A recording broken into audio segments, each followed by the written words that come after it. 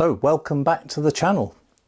So after all of those videos that we've done so far, we've finally come to the end of the first section on the Delivering Successful Business Outcomes with Catalyst course, and that first section has been all about applying Catalyst principles. As I said, this video will be purely on exam tips for this area of the course. So let's get straight into it. But before we start, let me just say that I have no knowledge of the exam, no knowledge of the contents of the exam, or what questions will be on the exam itself when you come to actually sit it. I took the exam quite some time ago now. But if I'm honest, I don't remember the exact questions. And if I did, to be quite honest, I wouldn't talk about them in any case, because it's important that you feel a sense of achievement once you've actually passed the exam. So there's no point in me actually giving you what I would recall as the answers to the questions. So I'm just going to focus on the areas that I think that you need to be aware of. And let's be honest, we're not just looking at certification here, we're looking at business implementations, because I have given you business tips as we've gone along. So let's get started then. First, remember and understand the three core pillars of the Catalyst: business outcomes, technology delivery, and organisational enablement. And these three pillars all support customer success. There will probably be a question around this topic in some form, so read the question carefully. If the question talks about the platform, then this is probably related to the technology delivery pillar.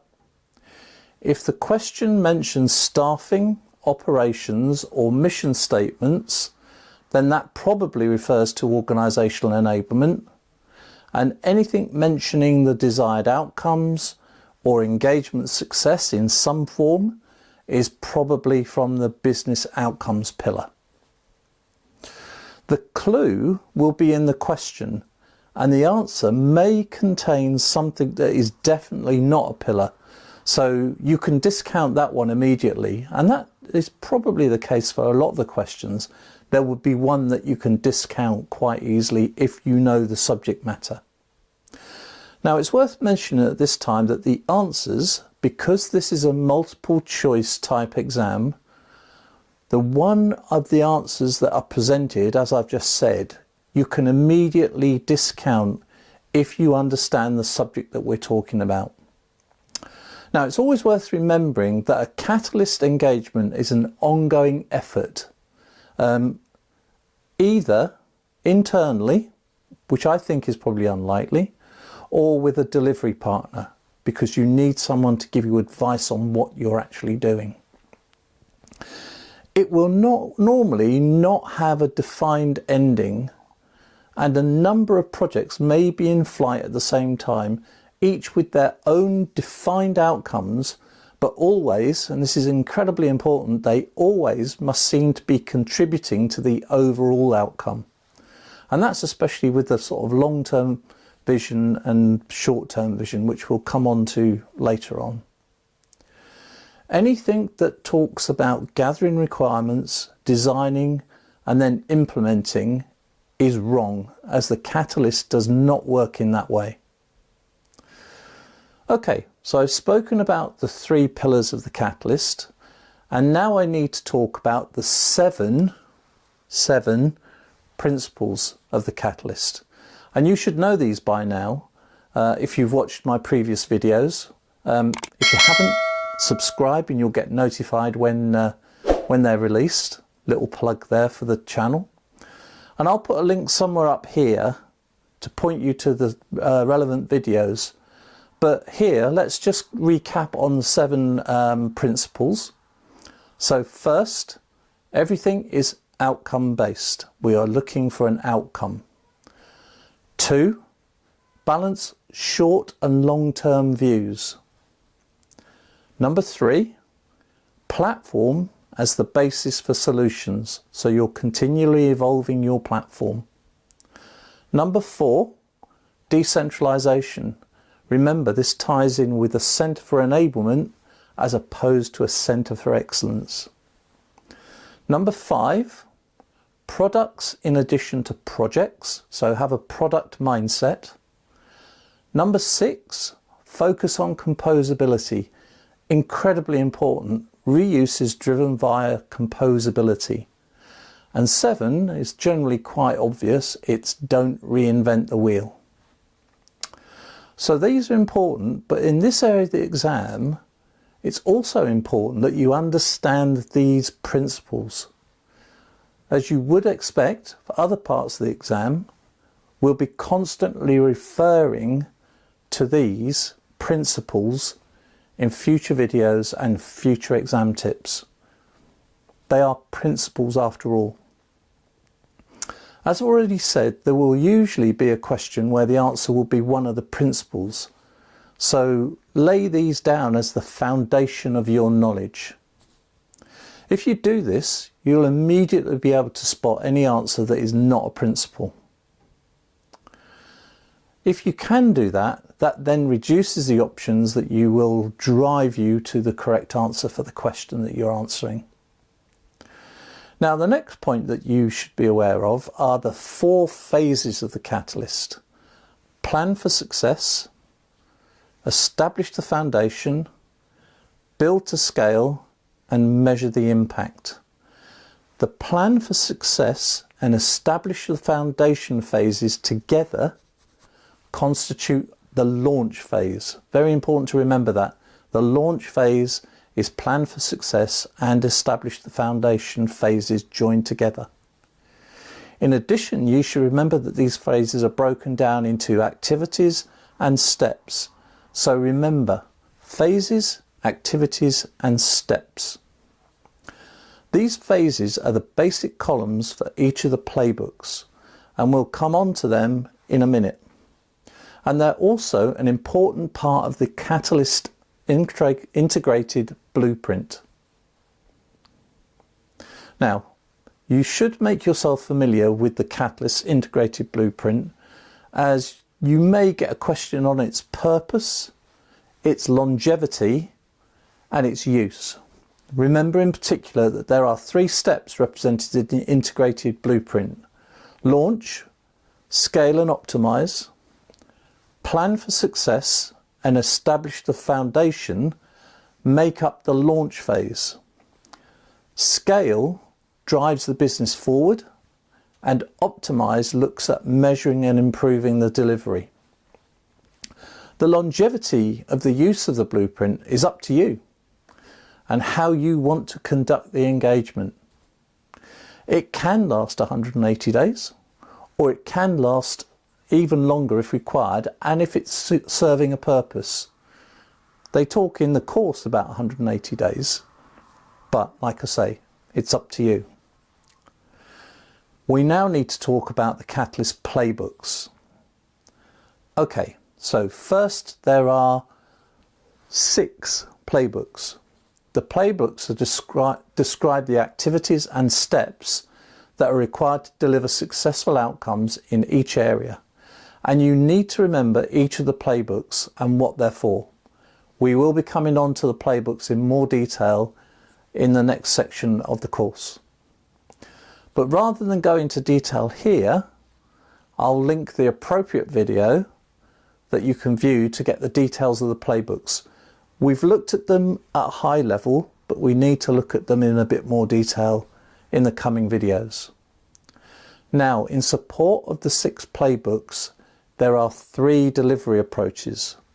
And it's important to remember that the playbooks, or the way that I think about the playbooks at least, is they're like playbooks in American football.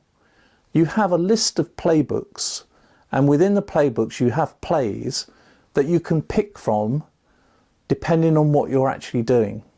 So you use them as you see fit, but you need to be aware of them and understand how they work. But the delivery approaches, and there are 3 delivery approaches, are designed to be used by delivery partners and are prescriptive, so they need to be followed. Very important to distinguish between playbooks that have material that you can use as and when you need it, and the delivery approaches which are very prescriptive and you must follow. Following the areas of the course in my previous videos, I now need to talk about delivery models and delivery roles, and in particular delivery roles. Now, in general, I've found that the delivery model area can be so diverse in the way that customers, delivery partners and other third parties combine for the delivery. There's not likely to be a question on delivery models, but there may well be a question on delivery roles. There could be a question on delivery models, so you should prepare for it. The video that I made on delivery roles was the longest in this series of videos so far, and therefore I'll put a link to it up here. But the key point is that you need to have a basic understanding of the roles and their main purpose in each engagement. Having looked at the delivery roles, you should know by now that there are some roles that can be occupied by the delivery partner and some that can be filled by the customer. However, there are some roles that it's highly recommended to come from the customer organisation only, and likewise some that should be fulfilled by the delivery partner only. In addition to understanding these roles, you need to understand which roles fall into the delivery partner only recommendation and the customer only recommendation. And I now have to give you some very important information with regards to the Catalyst methodology. Very important. First, it is not a delivery methodology. Common delivery methodologies are waterfall, agile, scaled agile framework, or Kanban, to name some of the common ones, and I've worked in all of them. But the Catalyst methodology works alongside any of the delivery methodologies, not instead of them. So whatever a company is using, they can carry on using and use the Catalyst alongside it. You can find more details here. Now, secondly, there will be a number of projects running in parallel, which, following the first tip, will be agnostic of the delivery method in use within that organisation. In addition, each project will have its own goals, but each of these goals should contribute to the overall goal of the engagement. Remember, we're all working towards the same outcomes and business success. The delivery overall will not be a one and done delivery and can extend over a short period, or typically, in my experience at least, a long engagement between delivery partner and customer. Now, in the final area that I want to cover in this video, we'll look at the discovery sessions that normally take place right at the start of the engagement. And I find these incredibly interesting and useful because they do pose a number of significant questions that need to be answered. Although this area is very important in business terms, I don't find there is a significant content that will be covered at the end of the exam. So remember, we are looking at business tips as well during these videos, not just the exam tips. However, just because I haven't been aware of a question, it doesn't mean that there won't be a question. So you should make yourself familiar with the areas involved in the engagement sessions, which are the platform, projects, and organisational enablement. And so we come to the end of this exam tips video, and I hope you found it useful. If you did and you want to join me on the next section of the course, hit that subscribe button that's down in the corner. Would be most appreciated. It costs nothing, but it does mean a lot to me, and it will mean a lot to the channel. In the next section of the course, I will be looking at leveraging the Catalyst Knowledge Hub, where I'll be looking more at the playbooks the delivery approaches, and the different types of material that can be found in the Catalyst Knowledge Hub. Very, very important, as all of this stuff that's been gathered together can really accelerate your engagement. So I hope to see you then with a new subject and actually a new look to the videos. So join me and look out for the new format to the videos. I'm not going to say any more at the moment, but in the next section we will be changing themes. So I hope to see you then.